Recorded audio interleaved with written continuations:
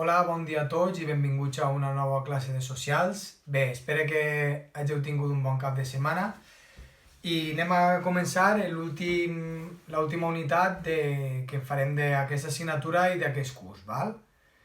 Bé, és la unitat número 3 i bé, anem a veure, anem a la pàgina 48, val? L'activitat econòmica i les empreses. Bé, què és l'activitat econòmica? Bé, tots sabem que per a viure tenim unes necessitats bàsiques, val? Necessitem aliments, necessitem roba per a vestir-nos, un lloc on viure i demés. I a més, la sanitat i l'educació també són uns serveis que es consideren també imprescindibles en la nostra societat. Val? Bé, doncs l'activitat econòmica és el conjunt de tots aquests treballs que hem de realitzar per a cobrir les nostres necessitats bàsiques, és a dir, per a comprar menjar, per a comprar roba i demés necessitem diners i per a obtindre diners necessitem treballar, bé, i és com una gran roda, val? Bé, els elements de l'activitat econòmica. Podem diferenciar tres tipus d'elements. La producció, val? Que seria on es produeix allò que nosaltres demandem. La distribució, que és la distribució a diferents punts per a que puguen arribar a totes les persones, i el consum, que és l'adquisició d'aquests productes a l'hora que nosaltres anem. Bé, després tenim l'empresa. Com diu així, la major part dels productes i serveis que necessitem per a viure ens els proporcionen les empreses, val? Una empresa és una organització que ofereix productes o serveis a canvi d'un benefici. Val? La majoria de les empreses l'objectiu és obtenir un benefici, però hi ha algunes altres que treballen per a obtenir un benefici, un bé social. Val? Bé, ahí teniu empreses, per exemple, en la figura 1, que tenen com a objectiu principal aconseguir un bé social. Per exemple, Infesli fabrica una pintura capaç d'eliminar els insectes causants de malalties com la malària, val? Bé, tenen, a banda de lucrar-se econòmicament, uns altres objectius. Bé, en les empreses necessitem diferents recursos, val? En primer lloc, recursos humans, val? Les persones que van a treballar per aconseguir aquest producte, recursos materials, tots els materials que necessitem per a la fabricació d'aquest producte, i recursos financers, és a dir, el capital, els diners que necessitem invertir per a poder aconseguir l'activitat.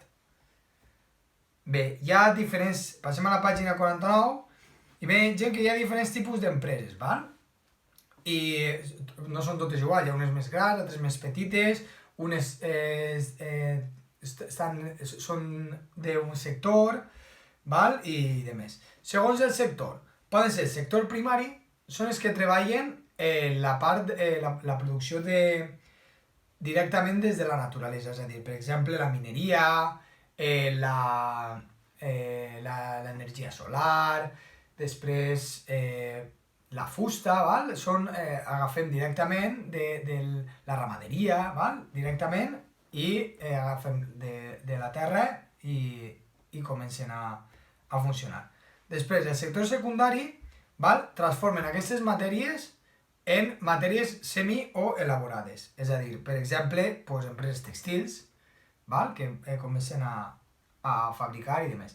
I el sector terciari és el que està en contacte amb nosaltres, val?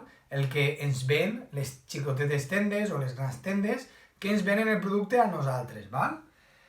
Bé, segons la grandària, les empreses poden ser menudes, val? Si tenen menys de 50 treballadors, mitjanes si tenen entre 50 i 250, i empreses grans que tenen més de 250 treballadors, val? Serien ja multinacionals i empreses ja més potents. I bé, per a que una empresa funcione, bé, està organitzada com una mena de trencaclosques, val? Es fica així, com un gran puzzle. I hi ha diferents àrees i departaments. En primer lloc està el departament de compres, val? Que és on aquesta empresa compra un producte per a transformar-lo.